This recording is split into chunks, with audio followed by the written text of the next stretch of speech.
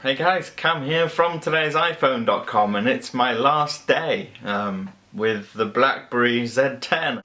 I wish I could be sad. You know, it's one of those things, it's BlackBerry, before I switched to iPhone, and even during some of the time I had the iPhone, I had BlackBerries with, obviously they had physical QWERTY keyboards and stuff back then. I've still got my old Pearl sat on my desk. I never use it. But it's one of those things, I was always a kind of secret BlackBerry fan, and I think one of the biggest things I liked about it was the physical keyboard, and obviously the Z10 is all touchscreen, so it's aimed at a completely different market. And it's hard because I was expecting that when I was finished with it and I was going to stop using it that I would be sad, or even I was hoping that it might replace my iPhone, because I've been using iPhone for so long that I wanted to try something else that was as good as it, but in so many ways it just isn't. I don't know if I was expecting it to be as good as an iPhone. I mean, the iPhone has been around since 2007, it's had 6 years almost to develop and grow, and this is kind of a first attempt again by BlackBerry, and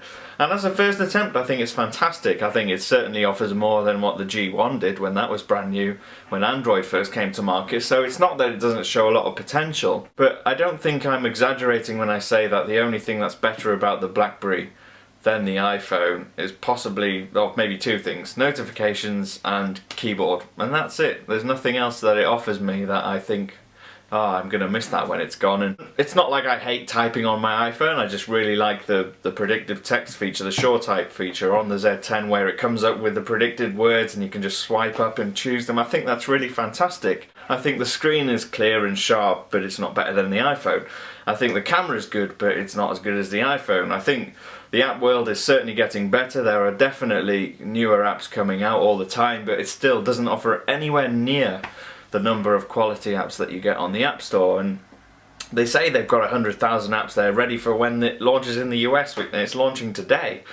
But I haven't found that many of them that are fantastic, and even some of them, like there's a BBC Sport app, and essentially all it does is it's a quick launcher that takes you to the web browser to the BBC Sport mobile page, and there's a few irritating things like that in the app world. It's got a long way to go. I don't think it's an iPhone killer, and it's certainly not a challenge to Android yet, or even Windows Phone for that matter, but I think if BlackBerry can last the next couple of years and keep developing it and keep growing it and adding new features to the software and the hardware and getting developers on board with apps, I think there's definitely a lot of promise. It's just whether or not they've got enough time to fulfill that promise, I don't know. It will definitely be a phone that pleases BlackBerry fans. There certainly are many of them out there, and I mean, you only have to look at sites like crackberry.com to know there are plenty of BlackBerry fans out there, and they will think this is the best thing since sliced bread, the way that I feel about a new iPhone when it comes out.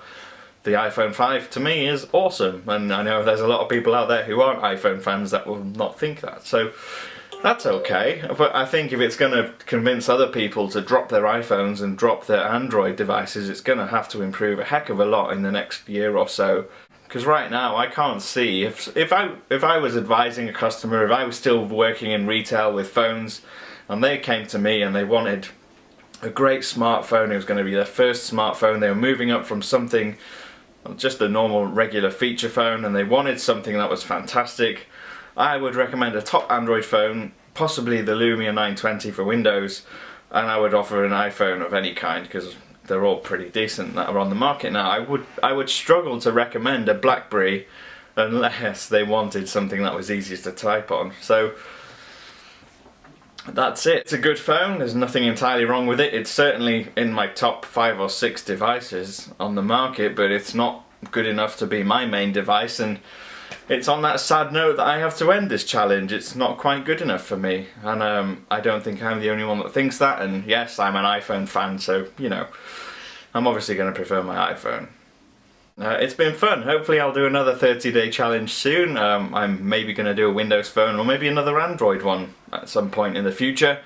But anyway, I've been Cam at TIP_Cam on Twitter. Feel free, I'll probably still have this as a backup device, so if you want to ask me any questions about my iPhone or my choice of devices or whatever, please feel free, ask me on Twitter, and I will see you again soon.